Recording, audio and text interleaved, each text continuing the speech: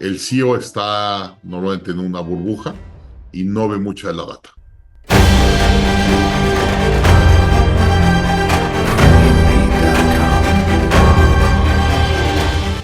Último episodio de nuestra temporada de Grow Hackers en Triari Audio Experience, el único podcast de real estate y tecnología en Latinoamérica. Y hoy volvemos a tener, porque nos habíamos comprometido con Daniel de que íbamos a continuar esta conversación desde el año pasado en septiembre. Bienvenido, Daniel, a nuestra experiencia de podcast.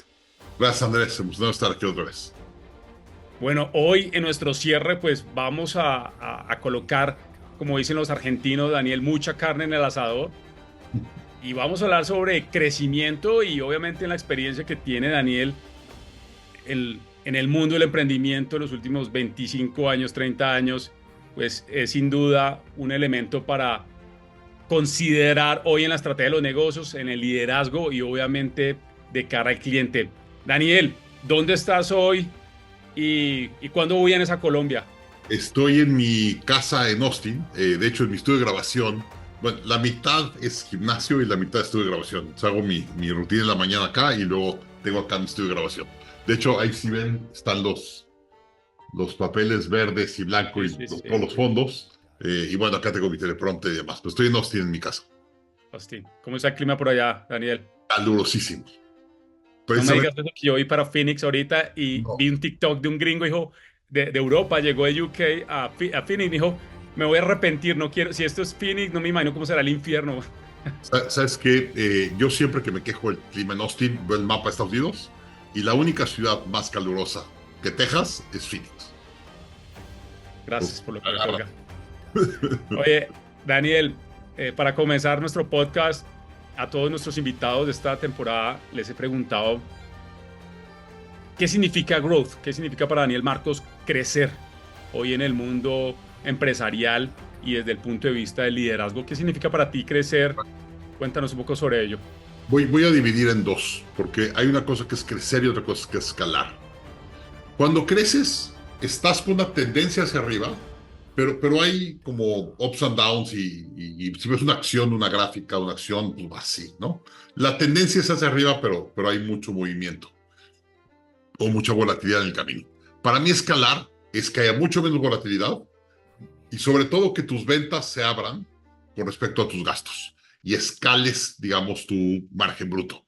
Veo muchas compañías que crecen, pero los márgenes o los costos crecen igual que las ventas. Entonces, para mí eso no es eficiente.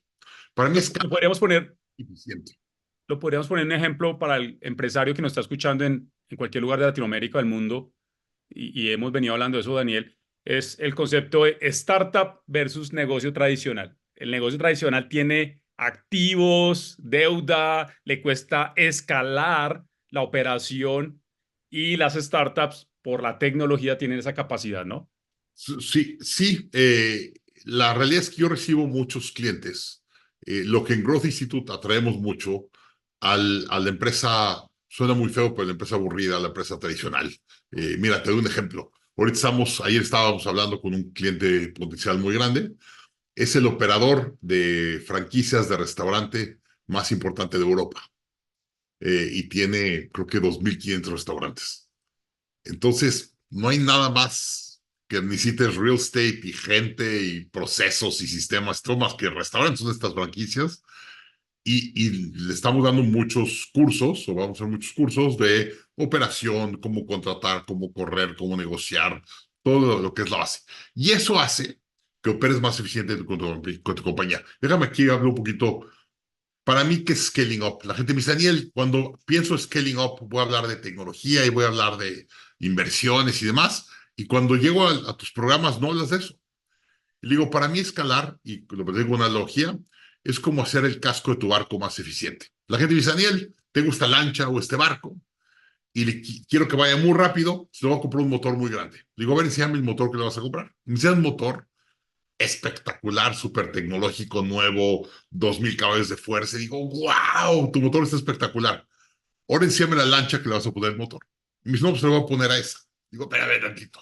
Le vas a poner ese motor a esa lancha. La vas a hundir. No, va a ir bien rápido porque el motor es muy fuerte. La lancha tienes que hacerla mucho más aerodinámica, taparle los hoyos, sacar el agua, pintarla bonita y hacer aerodinámico el casco. Ya que tienes un casco aerodinámico, le puedes subir lo que quieras arriba de motores, velas, marineros para ir muy rápido. Pero si tu casco, tu estructura es poco eficiente, es muy difícil escalar. Y hemos visto empresas como restaurantes que son supuestamente poco escalables, con estructura muy eficiente y pueden escalar. Entonces, lo que nosotros realmente hacemos, te ayudamos a arreglar la infraestructura de tu negocio para que opere más rápido. Y si tú operas más eficiente que la competencia, la probabilidad de que tú escales es muy alta. Solo para que nos demos un contexto. La economía del mundo, para que demos un contexto, la economía del mundo son como 95 trillones de dólares, el GDP mundial. México es 1.1 trillones de dólares. Texas es 1.9. Entonces, Texas es prácticamente 2 veces México.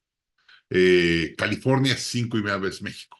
Creo que Colombia es 0.7 de trillón, De la última acuerdo. vez, Sí. más o menos. No, Guatemala, que voy mucho, tengo mucho índice en Guatemala, es un país muy emprendedor en Centroamérica, es ni 0.1 de trillón, es como 0.075 de trillón.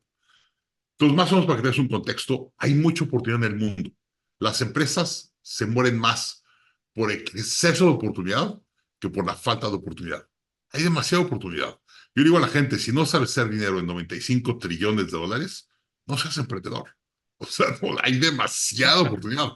El problema es que te metes a demasiadas cosas. Mira, ayer hablaba con un emprendedor peruano, que está en la comunidad de ImpactX que tengo de CEOs, y me decía, Daniel, tengo un negocio que factura $500,000 y otro que factura 600, y me estaba diciendo que estaba volviendo loco. Dijo, es que tienes dos negocios. Imagínate que tienes dos bebés que tienen 3 meses y cada uno tiene horarios diferentes y le gusta la comida diferente. Te vuelves loco, no puedes, ¿no? Entonces dije, oye, trata de cerrar uno o automatizar uno para que te enfoques en el otro, porque si no, no da. Entonces, eso es un poquito lo que arreglamos, ¿no? Cómo tener una estructura muy eficiente y si tú eres más eficiente que la competencia, la probabilidad de que puedas tomar mayor retorno sobre el mercado es muy alta.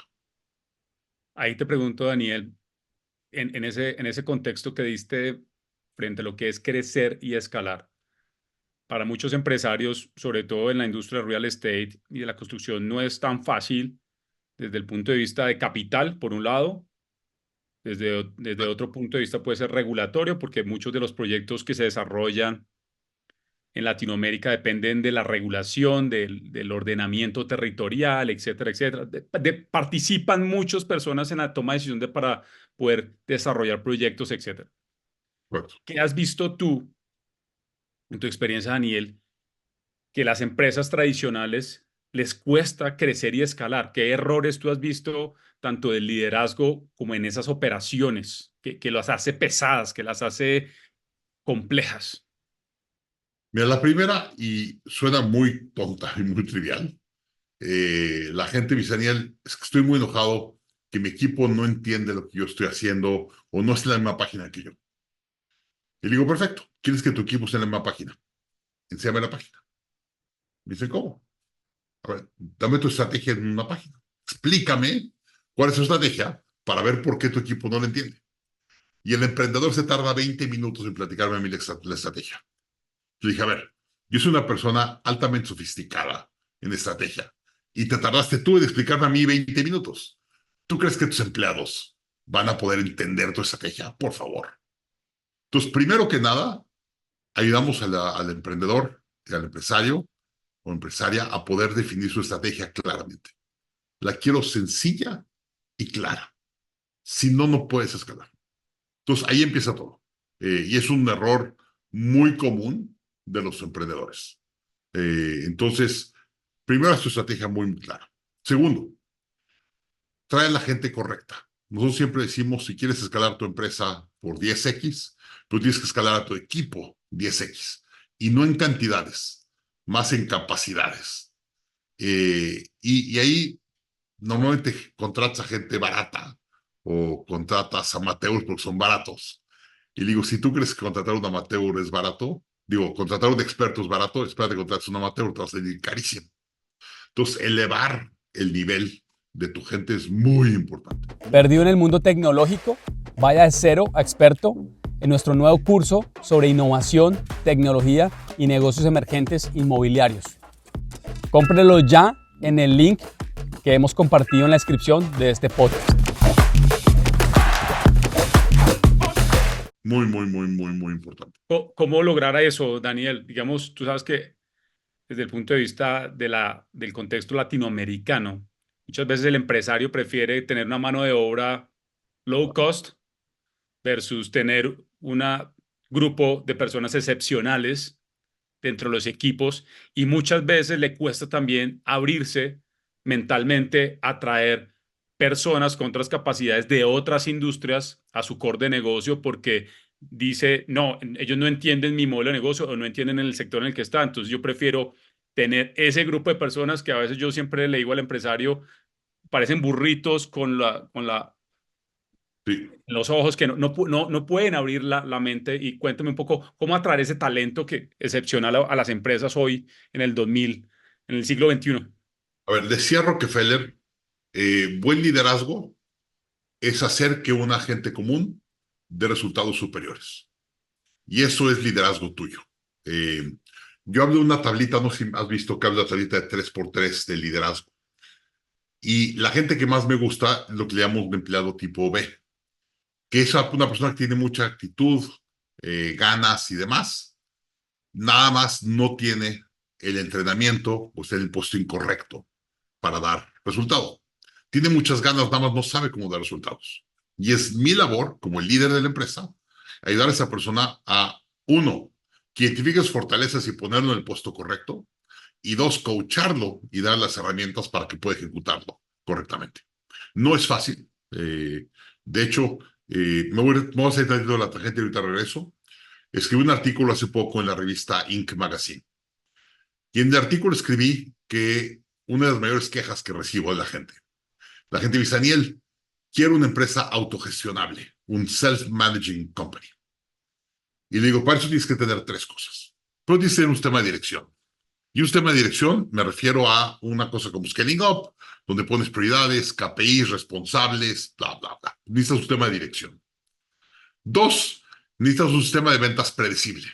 Lo que más drama le da a una empresa es el flujo efectivo. Si tus gastos están creciendo y estables y tus ingresos están inestables, hay mucho drama. Entonces tienes que estabilizar los ingresos haciendo un sistema de ventas predecible. Como ejemplo, en Growth Institute, nosotros servimos a dos grupos de empresas. Lo que llamamos etapas 2 y 3, hasta 100 empleados, y luego empresas de más de 100 empleados, le llamamos estrategia 4 y 5. Una empresa de hasta 100 empleados compra a través de redes sociales, webinars, anuncios y demás. Una empresa arriba de 100 no compra así, compra a través de sus procesos de recursos humanos y licitaciones y otro boleto. Entonces, tenemos un modelo muy predecible para empresas en etapa 2 y 3. Hacemos anuncios en redes sociales, damos mucho contenido, blog posts y demás, y la gente nos va conociendo, nos da su email y su nombre, empezamos una relación con ellos, los invitamos a un webinar, y del webinar hacemos un pitch y les vendemos una clase. Yo ya sé cuánto facturamos por asistente a webinar. Ya sé. Yo, cierta clase, no te voy a dar la clase ni cuánto es el ingreso, pero te voy a decir, a ver, esta clase, cada gente que se registra al webinar, si no venga, la venta promedio son $60. Entonces, si quiero vender $60,000, me tengo que enfocar en meterle 1,000 personas registradas a ese webinar. Entonces, mi departamento de marketing, ¿qué le digo? Este mes tenemos que vender esta clase, quiero vender $60,000, necesito que le metan 1,000 registros a este webinar. Le metemos 1,000 registros, a lo mejor van a venir 400 al webinar, de ahí voy a hacer el webinar de educación, voy a hacer un pitch al final y voy a vender X cantidad de dinero que en promedio va a acabar siendo como $60 por registro. Eso es un sistema de ventas predecible. Para mí ya lo tengo muy bien controlado para etapa 2 y 3. Para 4 y 5 no lo tengo tan controlado, ahí tengo más variabilidad y es donde no estoy trabajando ahorita. Pero entonces necesitas un sistema de ventas predecible que te genere un flujo estable. Importantísimo. Tú y yo lo estamos platicando ahorita, que me estás diciendo, y estoy viendo inversiones en Estados Unidos de bienes raíces. ¿Por qué? Porque el sistema legal y de financiamiento me permite tener más estabilidad en mi retorno, ¿no? Eso es Dijiste lo algo importantísimo, Daniel, que hemos venido hablando en esta temporada con los otros invitados, que los recomiendo que vayan a escuchar esos podcasts o lo pueden ver en YouTube, en el canal de Triari. Yo creo que, Daniel, para lograr ese forecasting en ventas, inclusive en las operaciones, creo que lo más importante es poder medir, ¿no? Y muchos de los empresarios que están en la industria real estate y construcción se les ha olvidado medir. Muchos somos ingenieros, otros no, pero medir y tener ese historial de datos creo que hace la diferencia. Decía, hace poco escuchaba la entrevista del CEO de Zillow en los Estados Unidos, que es una de las PropTech, de las empresas de tecnología más grandes de Estados Unidos. Y él decía, nosotros entendimos muy claramente desde que empezó Zillow hace unos 20, 15 años en Estados Unidos, que los datos, las bases de datos únicas nos iban a dar un superpoder y entender muy bien el mercado de housing en los Estados Unidos. Entonces, que yo cuando que hago esa reflexión con los CEOs, Daniel, en América Latina, los llevo a pensar por qué no hemos hecho el ejercicio cuando somos una industria que genera miles de millones de datos, tanto en diseño, construcción, en la operación de activos, etcétera, etcétera, y podríamos llegar a sacar ventajas competitivas. ¿Qué crees tú desde tu visión y lo que has escuchado con otros empresarios, Daniel, de la importancia de los datos para crecer y escalar? A ver, y a mí es lo que más me dedico, a ayudar a las empresas a encontrar sus KPIs correctos. Y Vern siempre me dice, Daniel, si haces todo igual que tu competencia, ¿por qué esperas resultados diferentes a tu competencia? Y entonces, igual nosotros ayudamos a las empresas a encontrar cuáles son los KPIs correctos. Hay ciertos de industria estándares que tienes que tener, pero hay ciertos que vas a tener que ser diferentes a tu industria para ver las cosas diferentes. Como ejemplo, me encanta Southwest Airlines, la aerolínea, ¿no? Todas las aerolíneas, cuando tú compras un boleto, pagas adicional o te dan incluido que puedas elegir tu asiento. Entonces, oye, yo quiero el asiento 10C para estar hasta adelante en pasillo. Perfecto. Southwest no te da asientos. Y la gente dice, estás loco, es un pésimo servicio a tu cliente. Tu cliente quiere buen servicio al cliente y es mucho más cómodo que el usuario tenga el asiento reservado para poder llegar a su asiento a la hora que sea. Y Southwest dice, sí, el cliente prefiere eso. Pero el cliente prefiere antes de eso que el avión salga a tiempo. Y lo que más genera retrasos es un pasajero que tiene boleto comprado en un asiento y como dice, faltan 10 minutos para que se vaya el vuelo, me voy a echar otro café y llega tarde al vuelo. Y entonces no podemos volar porque no están todos los pasajeros. Entonces, lo que más causa demoras es la gente sabiendo que tiene un boleto pagado y un asiento, pues me esperan. Southwest quiere que todos sus clientes estén parados en la puerta cuando abren la puerta para meterse como vacas corriendo a pelearse por el asiento. Y eso hace que los aviones de Southwest se tarden en vaciarse y llenarse menos de la mitad de tiempo que los demás y salgan a tiempo 50% mejor que cualquier otra línea. Entonces, ese es un KPI importantísimo. ¿Cuánto tiempo te tardas en una aerolínea en que la gente se suba al avión? Southwest es 2 veces más eficiente que el promedio. Wow. Ese es un KPI que no mide United, no mide American, no mide todas las demás aerolíneas. Southwest sí. Entonces, hay que entender cuáles son los KPIs de la industria tradicionales y eso lo tienes que medir y saber qué es. Pero luego tienes que encontrar cuáles son los KPIs de tu estrategia exclusivos para poder ganar, como Southwest, el tiempo de llenado del avión. ¿Crees que tomar esas decisiones, Daniel? Hablaba alguien que te recomiendo escuchar, Alejandro Salazar, en Colombia, que lanzó su libro Estrategia Emergente. Y Alejandro habla sobre, Daniel, sobre la importancia de tomar hard choices. Los hard choices son los que realmente te sacan de tu comodidad y de ese, yo lo que llamo un poco del circo de la innovación, porque todo el mundo habla de innovación y de hacer crecer las empresas, pero al final el empresario y el líder o el CEO le cuesta tomar sus hard choices. Cuéntame un poco ¿Qué ves tú en ese proceso de tomar hard choices? Porque eso que tú acabas de decir, de involucrar y definir unos KPIs para la estrategia, a veces cuesta mucho porque tú ya tienes un planteamiento, tienes una estructura, no quieres que te muevan mucho las cosas de la empresa. A ver, yo siempre digo, uno de los mayores errores del emprendedor, y por cierto, me encantaría si me pasas el podcast de esta persona que dijiste, me encantaría estudiar. Eh, un easy choice es contratar gente con la que te llevas bien, te entiendes bien. Un hard choice es contratar a alguien con el que no te entiendes bien, pero sabes que es estratégico para tu negocio, ¿no? Entonces, te voy a dar un ejemplo que nos pueden Growth Institute. Yo coacho a CEOs y llevo coachando a CEOs 20 años. Sé perfectamente cómo hablar con un CEO, con un dueño de negocio. Soy experto en eso y cuando hablo con un dueño de negocio, mis resultados y mi forma de comunicarme y todo, muy bueno. Cuando empiezo a servir a empresas arriba de 100, 200, 10,000 empleados, trabajo mucho más con el Departamento de Recursos Humanos. Ese no es mi fuerte. No, no soy experto en eso.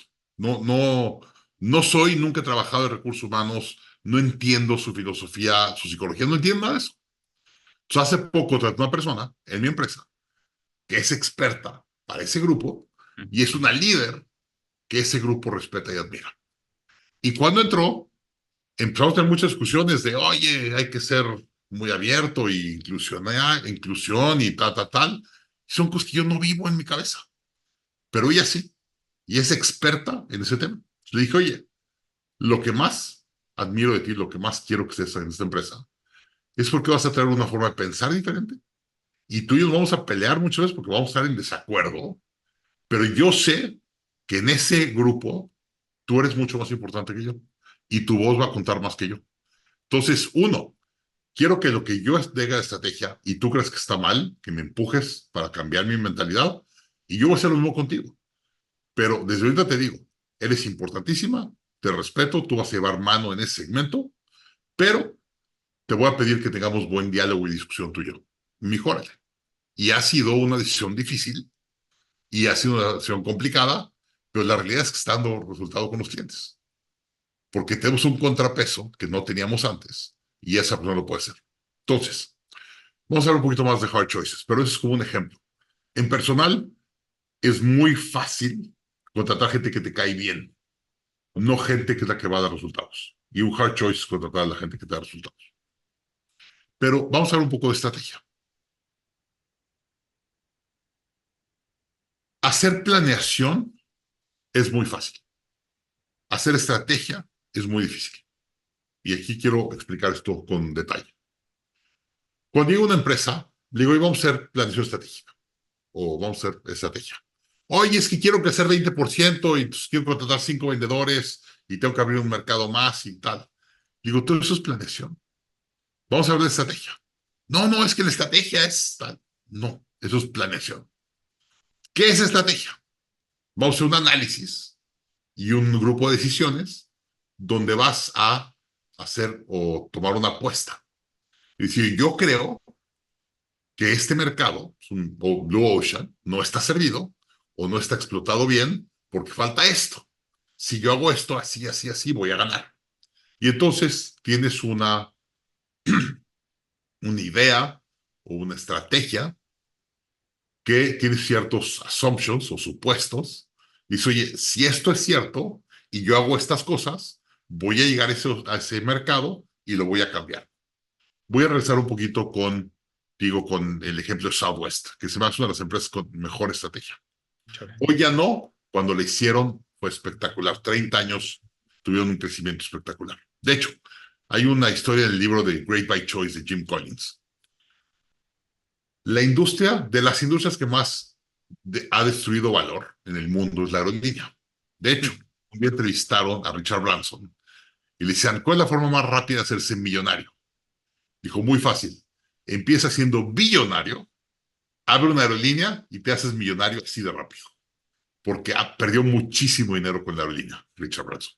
Entonces, de las industrias que más han perdido capital en el mundo y dinero es la aerolínea.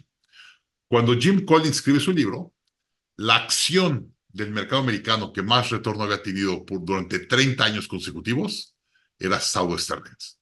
Oh. Dice, no puede ser. Si es una de las peores industrias y es la empresa que mejor rendimiento tuvo en 30 años. Entonces, por eso han hecho tantos estudios de Southwest, porque lo que hizo Southwest fue muy interesante. Southwest llega al mercado y dice, a ver, quiero hacer una aerolínea. Y ve el mercado de las aerolíneas y se da cuenta que solo el 20% de la población de Estados Unidos se mueve en avión. El otro 80% se mueve en camión. Entonces dijo, a ver, me voy a meter al 20% a pelearme con American, United y Delta por el 20%, o mejor convenzo al 80% que se suba al avión. Y esa fue su estrategia. Dijeron, ¿cómo hago que el 80% se sienta cómodo y prefiera volar en avión que en camión? Daniel, ahí te pregunto, ¿crees que dentro de ese desarrollo de estrategia en las compañías para crecer o escalar, dependiendo el tipo de compañía, crees tú que en ese proceso de estrategia se debe involucrar a los que están en la calle? Dícese, los que están en las ventas, los que están todo el día con el cliente, porque a veces, muchas veces los CEOs son como esos dioses dentro de las empresas que no, que nadie les quiere decir nada. El tipo está con su dashboard viendo la operación del negocio, los KPIs. Pero ¿crees que en ese proceso de estrategia realmente uno debería involucrar a los que están con el cliente para entender realmente los problemas reales de flujo de caja, para hacer crecer el negocio, etcétera, etcétera? 100%. 100%. Siempre queremos que fluya la data de abajo para poder tomar decisiones. El CEO está normalmente en una burbuja y no ve mucha de la data. Nosotros siempre buscamos agarrar data de abajo y que la data fluya para que puedas tomar decisiones. 100%. Y ahí, como ejemplo, ese dueño de esa aerolínea, como digamos el ejemplo de Southwest, para seguir, ¿dónde viajaba antes? Viajaba en primera clase de American United.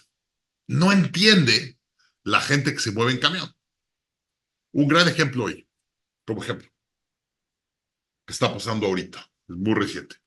Lyft, la compañía del tipo Uber de Estados Unidos. Competencia de Uber, sí. Competencia de Uber. Sí. Trajeron un CEO nuevo a Lyft. Y el CEO dijo, lo primero que voy a hacer es un día a la semana manejar un Lyft. Y le dijeron, estás loco. Esto es una tontería. Te ¿Eres el pagamos. CEO?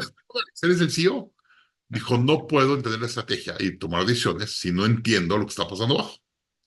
Y empezó abajo. Un día a la semana es conductor, 10 horas al día.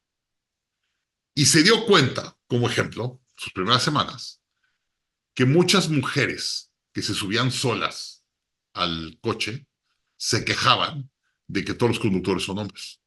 Dice, yo soy una mujer y me siento con peligro porque me subo a un coche con un hombre grande, tal, que no sé quién es, me puede violar o lo que sea, y le platicaban que estaban muy asustadas. Entonces abrió una nueva política y hay un nuevo botón en Lyft que le picas si eres una mujer y solo te trae a conductoras mujeres. Beautiful. Tan sencillo como eso. Pues no se hubiera dado cuenta si no hubiera trabajado de conductor un día a la semana. Y ha tomado muchas decisiones últimamente y Lyft se está empezando a separar de Uber en Estados Unidos muy fuerte, porque el nuevo CEO está viendo esa data y está tomando esas decisiones. Yo creo que ahí, en este ejemplo que acabamos de colocar, Daniel, hay tanto potencial en cualquier negocio, desde el negocio más simple de real estate o un negocio ya de fondos o inclusive private equity, donde realmente hoy un poco el contexto económico, Daniel, sabes que muchos de los fondos la están pasando mal, sobre todo los últimos 12 meses, los cap rates, los bonos, todo ha estado a la baja, las acciones, y muchos han vuelto a mirar, curiosamente, fondos como Blackstone o BlackRock han vuelto a mirar la cadena más básica, entrar a donde están los mercados secundarios, inclusive terciarios, donde se mueve el flujo de caja Y es muy curioso porque eso dice mucho de cómo la economía se mueve en un segundo o tercer nivel para crecer y no simplemente tener unas estrategias de crecimiento, sobre todo poniendo el caso de un fondo como Blackstone o BlackRock, donde solo juegan con cierto tipo de activos, donde tengan unos retornos y unos márgenes, pero es curioso cómo han vuelto a mirar los mercados secundarios y terciarios en su estrategia al final de flujo de caja, al final de cómo sobrevivo y cómo mantengo unos retornos, unos rendimientos de los capitales que tengo en el fondo. Y este ejemplo que tú colocas de Southwest, de Lyft, pues dice mucho del potencial que hay de ir abajo a la calle a ver qué está diciendo el cliente, cómo está viviendo el cliente la experiencia de mi producto o mi servicio y yo cómo poder tomar decisiones en ese sentido. A ver, ¿cuál es la pregunta en concreto? Voy a hacer la pregunta en concreto, por favor. Aquí en este punto, Daniel, para pasar y para avanzar es, ¿cuáles crees tú que hoy es la nueva ola de empresas y de negocios para crecer? ¿Cuáles crees tú que son esas características que tienen hoy los empresarios y emprendedores en esta nueva ola de crecimiento empresarial? Bueno, hay varias tendencias importantes. Vamos a empezar a hablar de ellas. Inteligencia artificial, vamos a empezar con esa. Yo sé que a mí no me va a reemplazar inteligencia artificial, pero sí me va a reemplazar otro emprendedor que use la inteligencia artificial mejor que yo. Eso lo tengo clarísimo. Entonces, como ejemplo, una empresa que sepa adaptar inteligencia artificial más rápido a su modelo de negocios o a un modelo de negocios mejorado con inteligencia artificial, se la va a poder llevar, pero con todo. Entonces, muy, muy, muy, muy importante. Como ejemplo, hay muchos rumores y ya se empezó a salir algo de información de Google o Alphabet. Están cambiando todo su modelo de inteligencia artificial. O sea, ellos quieren ser la empresa de inteligencia artificial del mundo. Entonces, hoy muchos inversionistas han invertido fuertemente en Alphabet. Si te fijas, Microsoft ha crecido mucho últimamente por todo lo que hizo Por con él OpenAI. y Google se quedó atrás. Entonces Google está haciendo para tratar de hacer catch up. Entonces, inteligencia artificial para mí es la mayor tendencia ahorita. Yo no la he usado al nivel que la tengo que usar. Estoy presente y tratando de entender cosas, pero no la uso al nivel que la tengo que usar. Pero una tendencia importantísima ahorita es cómo usar AI para mejorar o hacer modelos actuales mucho más eficientes. Daniel, y yo creo que ahí en ese punto de la tendencia vale la pena decir que ella es un sistema, es una herramienta como leer y escribir. Y la persona y las empresas o los CEOs, los negocios que empiecen a aprender esta habilidad en los próximos meses y no lo veo muy lejos, 1 o 2 años, van a sacar una ventaja competitiva muy fuerte en sus operaciones, en sus negocios, en sus clientes, etcétera. Estoy totalmente de acuerdo. El que lo use correctamente va a poder escalar o separarse de los demás. Otro ¿Qué otra ejemplo, la estás viendo para hacer crecer las empresas, Daniel? adquisiciones. Oh, A ver, y este es bien importante ahorita. Hablando de Estados Unidos, a veces mucho más eficiente que en Latinoamérica, pero el 80% de las empresas hoy en el mundo son dueños, gente arriba de 65 años, que no tiene siguiente generación o no tiene sucesión. Entonces, el carpintero cerca de tu casa, el restaurantero por ahí, y están desesperados que quieren vender su compañía o nada más entregarla a veces, con tal de que alguien más la opere y siga la continuidad de todo lo que hicieron. Y no hay nadie la está tomando. Y ellos están desesperados y hoy comprar una empresa es mucho más eficiente que empezar una empresa. por Mira, te Dios. platico una de un cliente que cuando me lo enseñó lo que hizo, se me cayó la boca.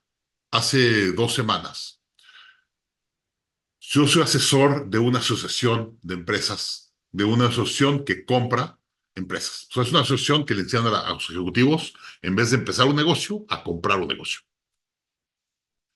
Y entonces fui a dar una conferencia y tal, y al final muchas personas están comprando empresas y luego no saben cómo escalarlas. Entonces somos una alianza para ayudar a escalar. Perdón. Y llego, estoy platicando con ellos y ya al final trabajé con un par más a detalle. Y platicaba con un joven, 30 años, que compró una empresa que instala puertas en construcción nueva en una ciudad de Estados Unidos, creo que era Oklahoma o alguna de estas, en Midwest. Entonces le dije, a ver, platícame tu empresa. Me dijo, mira, es una empresa que factura $3.5 millones al año. La empresa netea, bottom line, $1 millón. Y la compré por $2.5 millones. Pero, vamos a ver una cosa. Voy y saco un préstamo SBA, que aquí viene otra vez la parte de la deuda en Estados Unidos, que me financió el 90% del negocio. Entonces yo puse $250,000 por un negocio que genera $1 millón al año. Como tengo deuda, voy a pagar 300. Entonces realmente genera 700. Pero yo metí el primer año 250 y el primer año ya me generó 700 de ganancias. Y en 10 años acabo de pagar mi crédito y me quedo free and clear con una empresa que factura $3.5 millones. Casi lloro. O sea, a ver, ¿cuánto tiempo se tarda un emprendedor promedio en hacer una empresa que facture $3.5 millones y que netee uno de ganancia? Sí, o sea, sí, o sea, la Evita es... Y No, pagó 2.5 veces Vita esta empresa. wow. Casi lloro. Mira que curiosamente, ahorita que estuve en Phoenix, Daniel, conocí un mecánico colombiano, te vas a sorprender de esta historia. Él, usualmente, un arreglo de un mecánico gringo te cobra $5,000 por un raspadón o una estrellada básica. Él cobra 2,500, para que te hagas una idea. Y el volumen de clientes que tiene en Phoenix, en Arizona, no te imaginas. Y él, curiosamente, está como, pones tú el ejemplo, se quiere venir ya a Colombia, pues ya está pensionado en Estados Unidos, se quiere venir a Colombia, compró su casita cerca de Bogotá.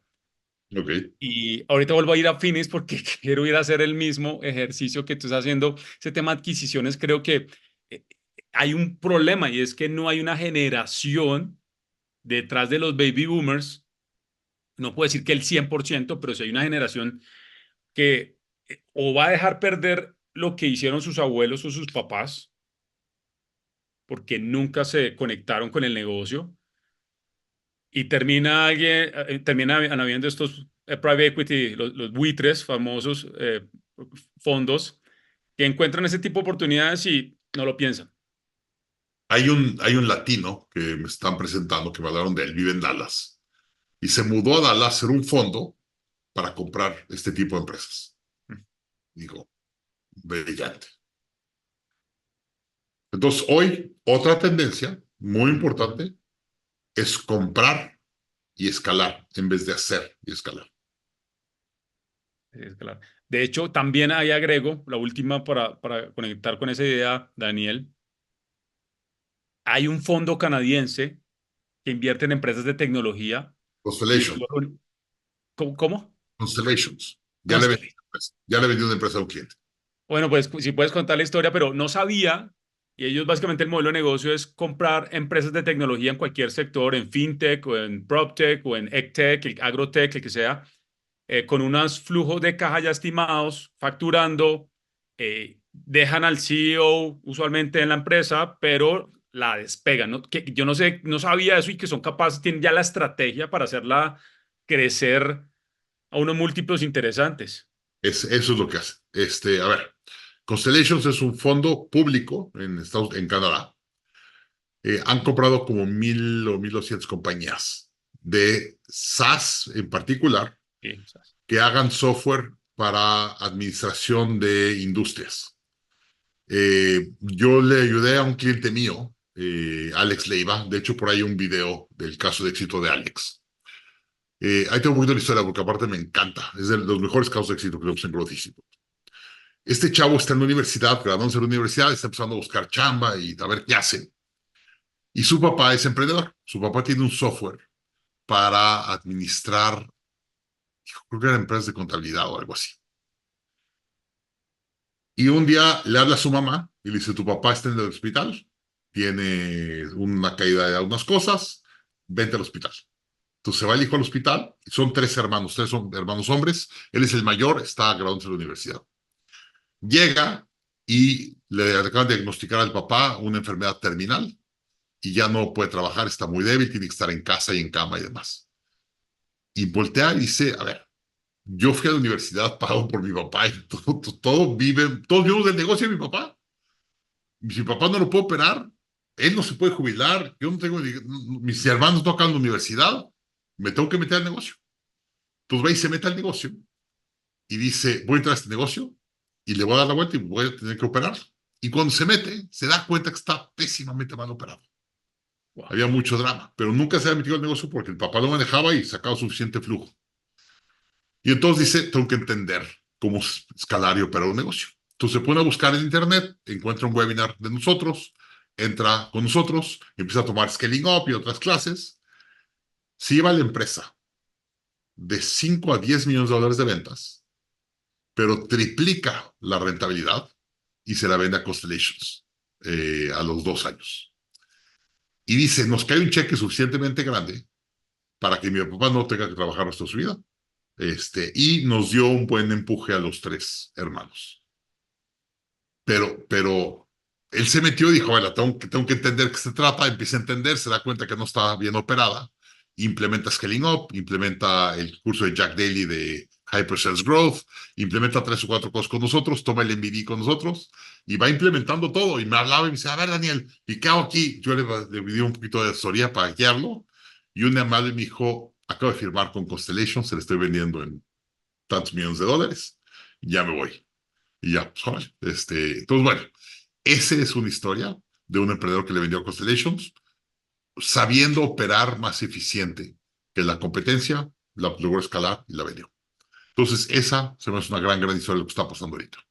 Sí, ese es un modelo que cuando estuve conversando con ellos, porque están buscando empresas en Latinoamérica para hacer apuestas, creo que hay una gran oportunidad. Y nuevamente lo que tú dices, Daniel, no es reinventarse la rueda, sino ver quién tiene ya la rueda. Y eso es el core y la estrategia de este tipo de fondos que encuentran oportunidades y saben cómo hacerlas escalar. Eh, Pero a ver, imagínate una empresa, vamos a regresar a la empresa de las puertas. ¿Okay? El señor del dueño de las puertas creo que tenía 68 o 69 años. Muy rentable, muy buen operador, ha de tener un buen equipo que operaba el día a día de la empresa. ¿Qué tanta tecnología o innovación crees que tenía la empresa con un dueño en sus 60 y tantos, 70? Cero. ¿No? Este chavito de 30 entra a la compra y me habla y me dice, Daniel, es que no sabes la oportunidad.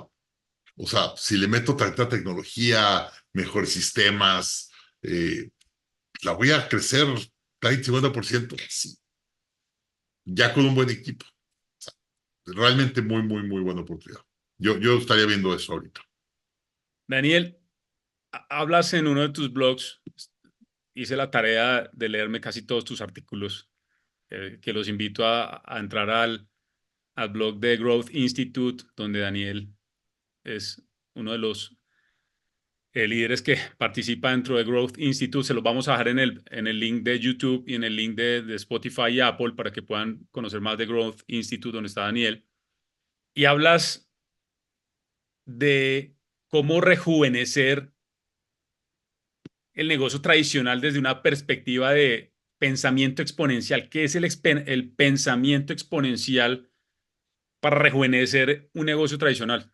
Okay. Eso está basado en la metodología de Salim Ismail del libro Exponential Organizations. Salim fue el primer director ejecutivo de Singularity, fue el que realmente hizo Singularity. Singularity la crean Peter Diamandis y Ray Kurzweil. Los dos están muy ocupados y quieren contratar a un ejecutor. Y contratan a Salim para que ejecute Singularity. Y él fue el primer director ejecutivo, el que la crece y demás. Y Salim te dice que hay 11 atributos que usan las empresas que crecen más exponenciales. Y entonces hace un modelo como sprint, con los sprints de software development. Sí, por supuesto. Sí. Hay algún paréntesis rápido. Un sprint para los que nos están escuchando y no saben qué es un sprint, los equipos de tecnología, cuando desarrollamos un producto, hacemos sprint. Entonces puede ser un sprint de una semana donde se tiene que crear el prototipo, se tiene que crear ciertas funcionalidades y usualmente los equipos de tecnología tienen ese foco durante esos días de desarrollar un sprint enfocado usualmente es a producto para poder lanzarlo al mercado o hacer mejoras o updates de la plataforma. Cierro Estamos con paréntesis. el libro aquí, pero no lo tengo en mi otra oficina. Es que estoy aquí en mi estudio, mi oficina es la de allá, pero ahorita por el clima está mucho mejor acá, sacando hoy. Pero bueno, gracias por explicar lo que es un sprint. Salim agarró un sprint de software, de desarrollo de software, e inventó un método que se llama un EXO Sprint, de cómo hacer un proceso de innovación y meterle tecnología a un negocio tradicional. Y está buenísimo. Es un proceso, lo hemos corrido, yo lo he corrido como 10, 15 veces en compañías, Salim lo ha corrido como 200 veces, y les cambias el chip completamente. Agarras tus empleados, mismo equipo, les pones un consultor que es experto en la metodología en el IXO, y los llevamos por un proceso de 10 semanas. Y normalmente nos gusta agarrar 4 equipos. 2 que se dedican a mejorar el core con tecnología y 2 que se dedican a buscar negocios externos o alrededor de con la tecnología que ya tienes. Como ejemplo, ¿tú no crees que en Televisa se habló de hacer un Netflix? ¿No crees que en Marriott se habló de hacer un Airbnb? Claro que sí. El Consejo de Marriott discutió hacer Airbnb, discutió hacer Expedia, pero nunca lo hicieron porque decían, no, no es nuestro negocio son hoteles. ¿No? Entonces, pero si tuvieras a Marriott como centro, con toda la lana e infraestructura que tiene Marriott, ¿qué tan fácil hubiera sido hacer Airbnb? ¿Qué tan fácil hubiera sido convencer a gente que subiera sus casas o sus cuartos al sistema de reservaciones de Marriott? Si Marriott te habla y te dice, oye, mete tu casa a renta y todo mi sistema de distribución mundial que tengo y mis clientes los voy a mandar a tu casa a que te renten. ¿Quién diría yo? Everyone. Entonces es lo que llamamos un negocio externo de tu negocio. No es tu negocio tradicional, pero puedes usar tus activos tradicionales para hacer un negocio exponencial alrededor de. Entonces, Salim te pasa por un proceso, agarramos 4 compañías, 2 mejorando el core, 2 buscando ideas exponenciales arriba de tu modelo, y los llevamos por un proceso de 10 semanas. Y al final, cada equipo tiene que presentar entre 1 y 3 proyectos al consejo de la empresa. Entonces van al consejo y hacemos un como Shark Tank. Y pasa cada empresa y presenta sus proyectos que hicieron en 10 semanas con los coaches. Y al final, el consejo decide qué sí fondear y qué no fondear. Y ese es el proceso que estaba explicando en este artículo. Porque le traes tecnología y un pensamiento diferente a tu equipo para que use la tecnología y mejore tu core y aparte tengan ideas de cómo hacer negocios externos usando tu core. Mira, como un Podemos decir, Daniel, que entonces el pensamiento exponencial es una metodología dentro de las empresas que involucra a empleados, directivos, CEOs para lograr mejorar te o... lo voy a explicar con una historia. Hace unos años hice una implementación de una empresa de software. Y como a las 2 semanas que empezamos el sprint, me habló el dueño. Daniel, me urge hablar contigo. Entonces, le marco y le digo, ¿qué pasó? Me dijo, ¿qué está haciendo en mi compañía? Dije, ¿a qué te refieres? Me dijo, Daniel, se hicieron 2 bandos en mi compañía y hay pleitos entre los bandos. Y un bando dice nosotros y ellos. Dijo, ¿de qué te refieres? O sea, yo no he hablado nada de personas, ni de bandos, ni de nada. Me dijo, le has cambiado el chip a los 24 que están en estos grupos, en los 4 grupos. Les has cambiado tanto el chip de cómo piensan que ya nada más hablan de nosotros y de ellos. Y dice, se sientan diferente en la mesa a la hora de comer, hablan diferente, o sea, traen fiestas diferentes, hacen todo diferente a los demás 300 empleados que tengo. ¿Qué hiciste? Le dije, pues nada más les abrimos la cabeza y les enseñamos tecnología y les enseñamos cómo ver el negocio y se separó. Entonces me dijo, oye, espérame, se está armando un problema en mi compañía porque se están hasta retando y hay fricción entre los equipos. Necesito que le vengas a dar pláticas a los otros 300 para que el mismo le entiendan. Entonces entramos, hicimos varias pláticas para los otros 300 para que el mismo entendían lo que estaban haciendo los 24 del proceso.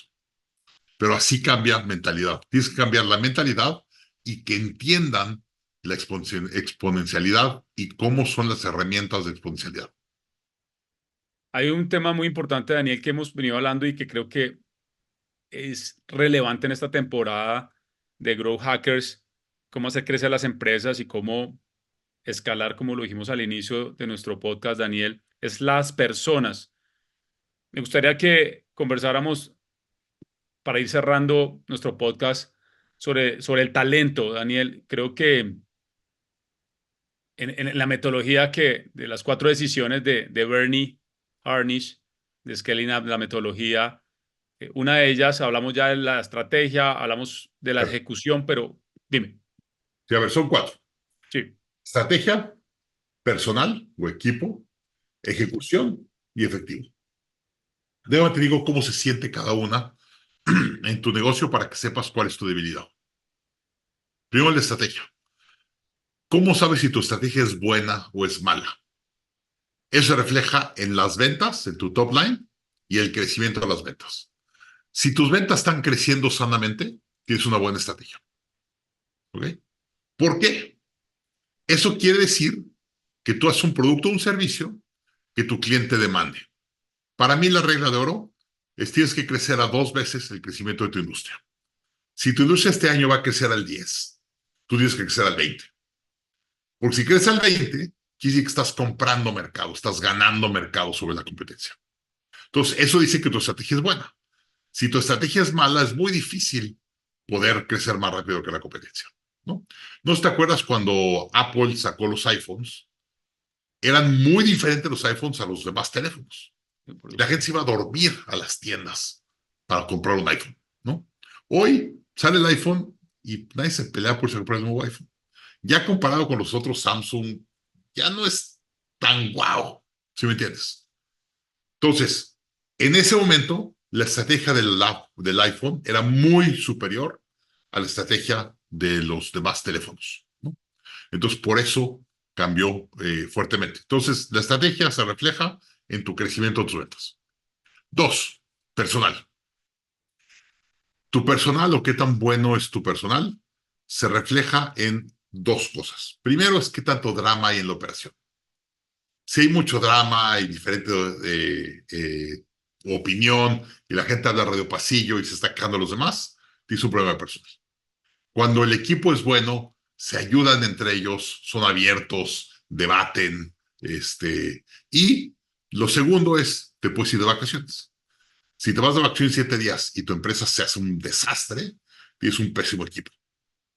Si cuando te vas de vacaciones, opera tu empresa y regreses y no hay drama, tienes un gran equipo. Tercero, ejecución. La ejecución se refleja en tus márgenes, cuánto ganas. Oye, la industria gana en promedio 5% de EBITDA y yo gano 7% de EBITDA. Quiere decir que opero más eficiente que la compañía o que la competencia. Y lo segundo es cuánto tiempo dedicas a tu negocio. Oye, trabajo 15 horas al día y sigo sin poder ejecutar mi estrategia, tienes un problema de ejecución.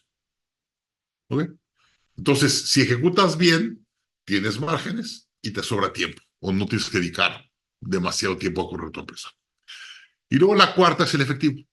Y el efectivo, primero te da oxígeno para vivir, te da suficiente para pagar nómina y gastos fijos. Y luego, entre más efectivo tengas en caja, más opciones tienes. Si yo te dije ahorita, Andrés, te doy 10 pesos o $10 para ir a comer, ¿cuántas opciones tienes? No muchas. Pero ¿qué más te digo? Tienes $1,000 para ir a comer. ¿Cuántas opciones tienes? Mucho más opciones. O sea, entre más dinero tengas, en caja más opciones tienes. Y ahí la última de esto. Para mí, enfermedades de las compañías es personal, estrategia o ejecución. El síntoma que te dice que te estás enfermando es efectivo.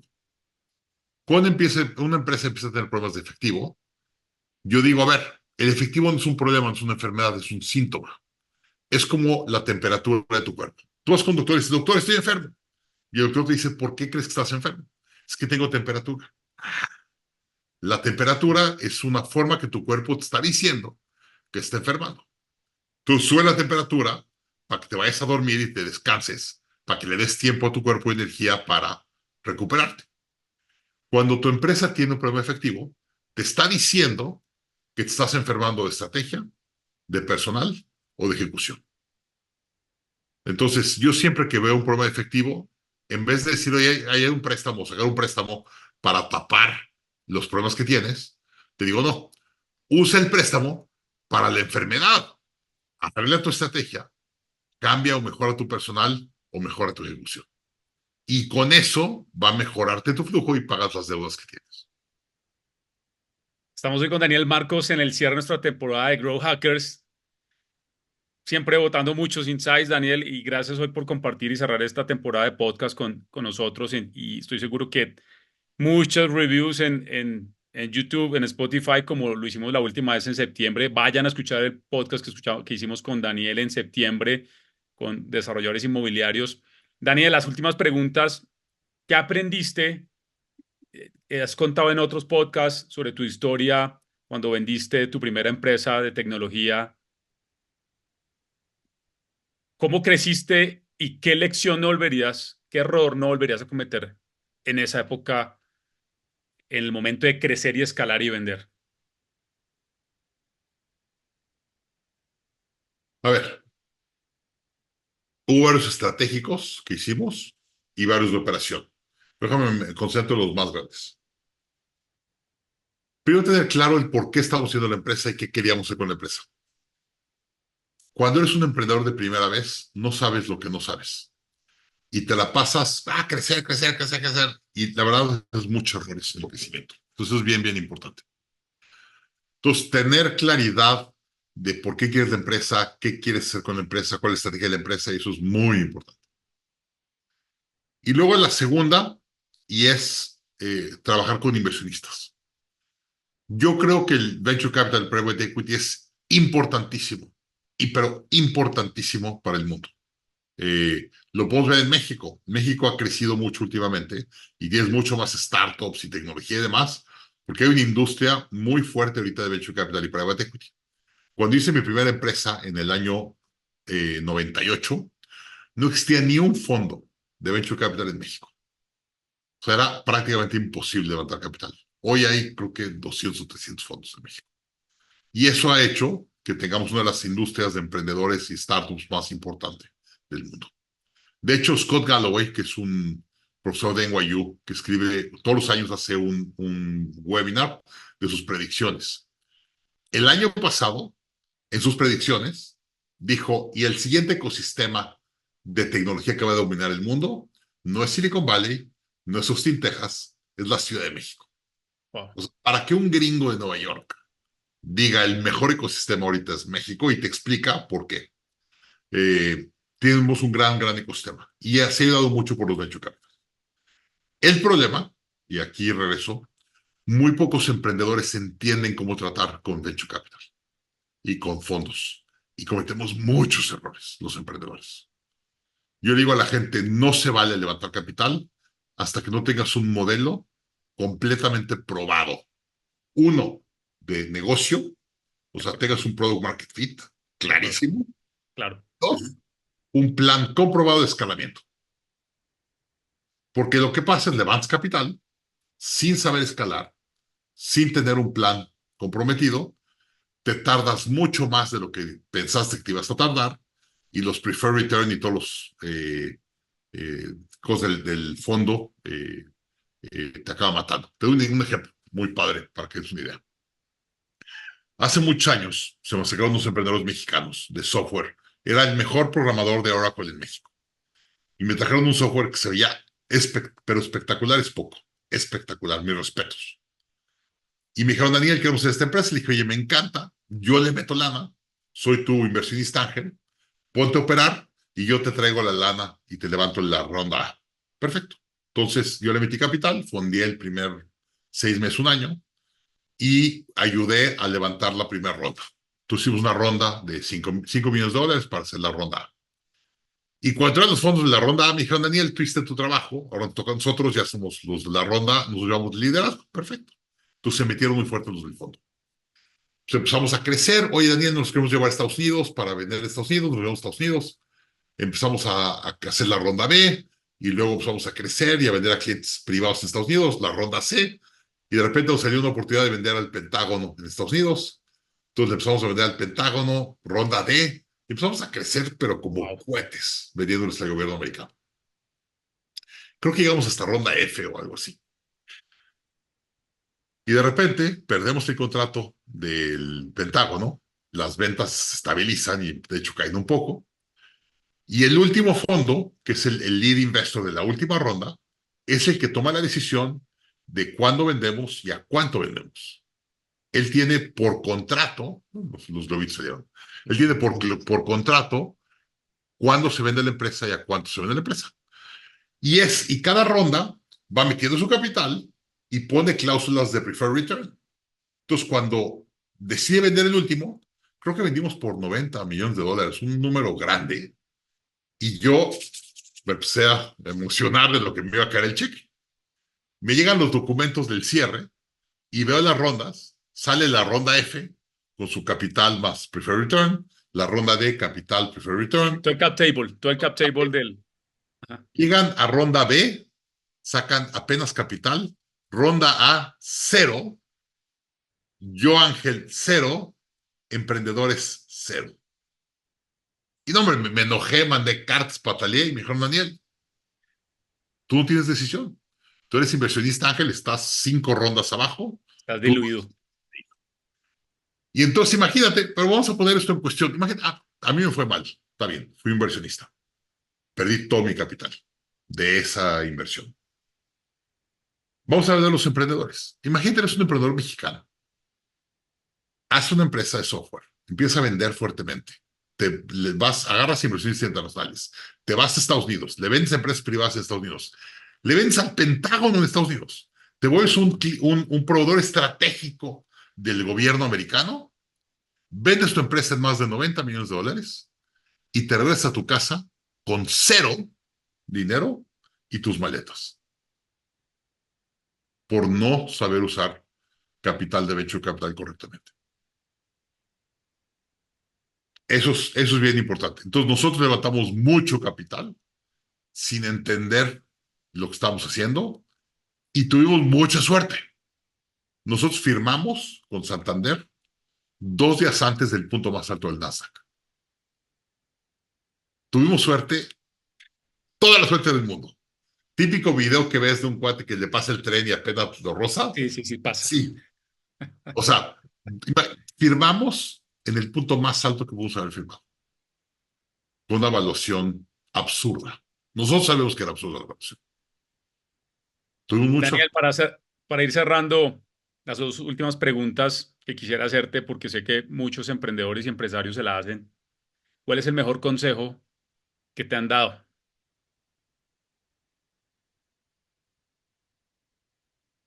Enfócate en la ejecución. Las empresas se hacen por empresarios que realmente entienden la ejecución. Si no entiendes la ejecución, estás muerto. Mucha gente se la pasa en la estrategia y soñando y no se concentra en ejecutar su plan. Ya que encontraste un plan, ya que encontraste un modelo que tiene product market fit y tal, replícalo. Mira, el otro día fui con mi esposo hace poco a un restaurante. Yo llegué a Austin hace 20 años. Y el restaurante japonés que más nos gusta es un restaurante de sushi aquí cerquita que se llama Tomo Sushi. Yo llegué a Austin hace 20 años con mi mujer embarazada de mi hija y íbamos a Tomo Sushi. Lo conseguimos al principio y seguimos yendo todos los años. Vamos 15, 20 veces al año. Nos encanta el restaurante japonés. Y fuimos la semana pasada con mis hijos. Y estábamos platicando la historia de que llegamos y mi mujer no podía comer sushi, solo comía verduras y sushi y verduras, porque estaba embarazada de mi hija, no debes de comer pescado crudo. Pedía puros sushis cocinados y demás. Y volteo y le digo, imagínate, este restaurante tiene cola y lista de espera por 20 años. Imagínate el negocio de estos cuates. Tienen al menos 20 años, no se lleven más, pero tienen al menos 20 años, abren todos los días, están sobrevendidos. En el día tienes que hablar 1 o 2 días antes de reservación y te dicen, te voy a dar una mesa a las 5:30 de la tarde para cenar, porque no hay a las 7 o a las 8, y a las 7 tienes que salir porque tengo tu mesa vendida a las 7. Y llevan 20 años haciendo eso. ¡Wow! Ese emprendedor, ¿tú crees que no pudo haber ido a pensar, a hacer otro restaurante y hacer 1000 tonterías? No. Tiene su restaurante, lo ejecuta perfectamente, sabe riquísimo y sigue teniendo demanda y cola todos los días. Ese emprendedor le entiende la ejecución. A eso me refiero. Ejecutar, por supuesto. Es lo que hace a los emprendedores exitosos. Última pregunta, Daniel, para cerrar nuestro podcast. ¿Qué es algo en lo que has cambiado de opinión recientemente y por qué? He cambiado recientemente de opinión y por qué. Lo de la compra de empresa. Yo siempre he sido empezar.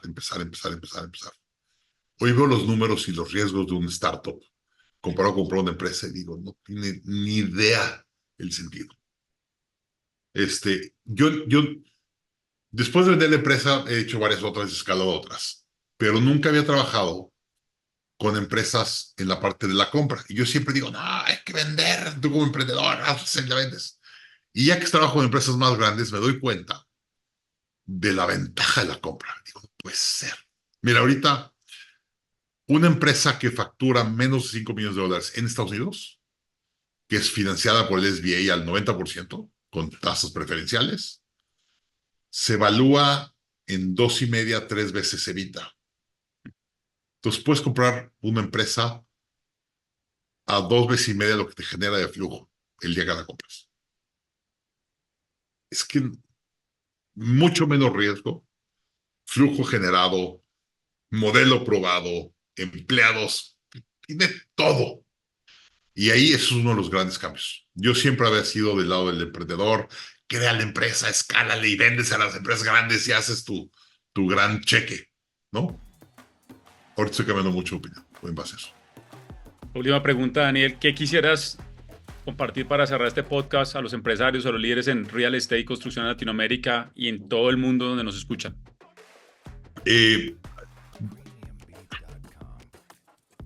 Me encantan mis raíces. Toda la gente exitosa que yo conozco en el mundo hizo su dinero o lo multiplicó en bienes raíces. Siempre y cuando tengas control del sistema legal o rule of law, regulation y eso, y no hagas tonterías con la deuda. Lo que yo los mayores errores que veo, problemas que veo en mis raíces es la cantidad de deuda que tiene. Mira, ahorita está pasando mucho en Estados Unidos con los complejos de apartamentos. Es de las cosas que más me gusta en Estados Unidos, los complejos de apartamentos de 1,000 apartamentos. Me encantan, se me hace una súper inversión. Hoy están emproblemados todos, porque sacaron mucha deuda, el 80%, 70%, a tasas del 1 o 1,5%, ya se les vence su hipoteca, tienen que refinanciar al 7%, y se están volviendo locos.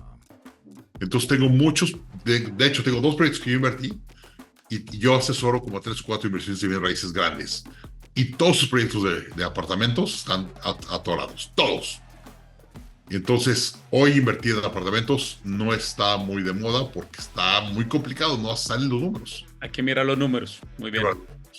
Es lo que Daniel, les digo. Cuidado con la deuda. Gracias por acompañarnos a este cierre de temporada. Comparte este contenido, dejen los comentarios en YouTube, en Spotify. Y Daniel, pueden encontrarte en Instagram. ¿En qué otra red social se pueden encontrar? Instagram, daniel.marcos.escalar. Perfecto. Les enviamos un abrazo. Gracias por compartir, Daniel, en este episodio. Nos vemos en una próxima temporada. Gracias, Andrés.